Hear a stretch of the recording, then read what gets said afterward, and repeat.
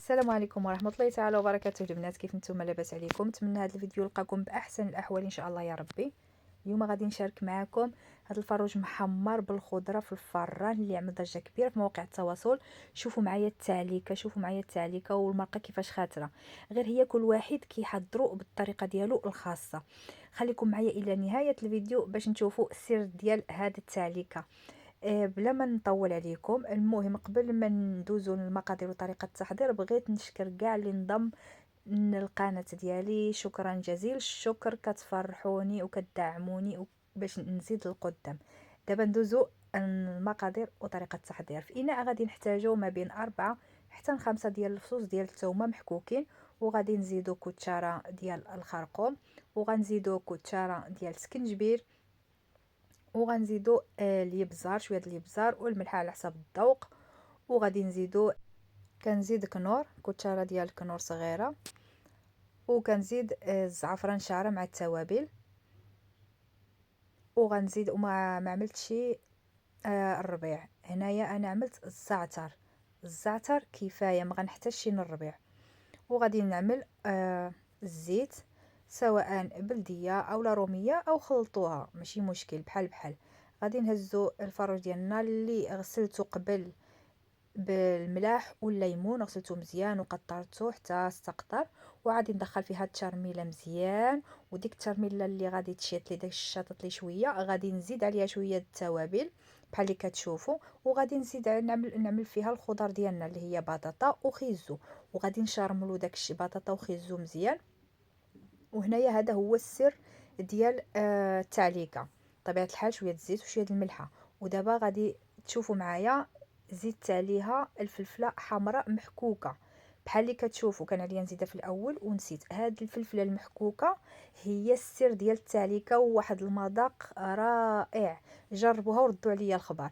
وغادي نزيد عليها من طبيعه الحال واحد البصله محكوكه كبيره، وغادي نخلط الكل مع بعضياته مزيان. ومن بعد ما نخلطو كلشي باش يدخل فيها داكشي مزيان، داك التوابل كاملين، ديك العطريه، غادي نجيبو المول ديال الكيكه واللي كيكون مفتوح من الوسط.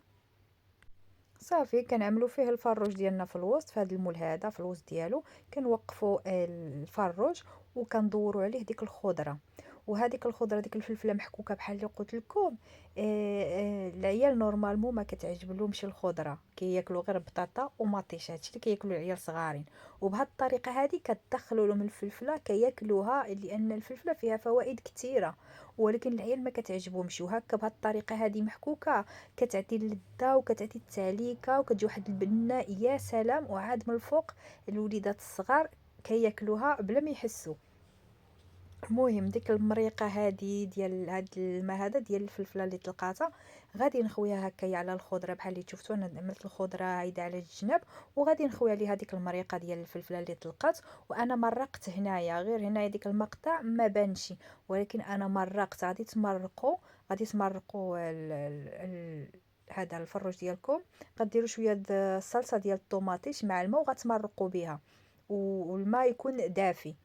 هنايا فزكت هاد البابيل ديال الفران وغادي نغطيه به باش يطيب لنا مزيان الفروج ديالنا، وفي نفس الوقت ما يتحرقناش، لحقاش الا خليتوه بلا ما تغطيوه راه غادي يتحرق وما غادي يطيبش الفران.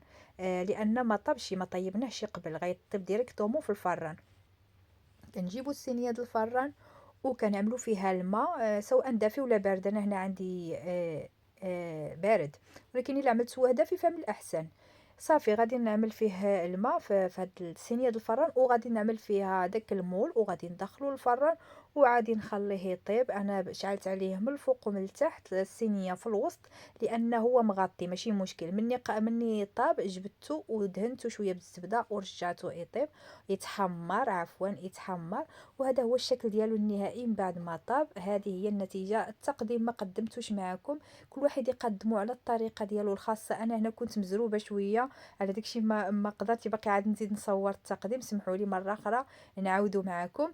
التقديم كل واحد يقدمه بالطريقه اللي هو كيفضل. المهم هنا كنوصلوا الى نهايه الفيديو. كنشكركم بزاف على حسن المتابعه ديالكم، وشكرا بزاف على الدعم ديالكم، والى اللقاء.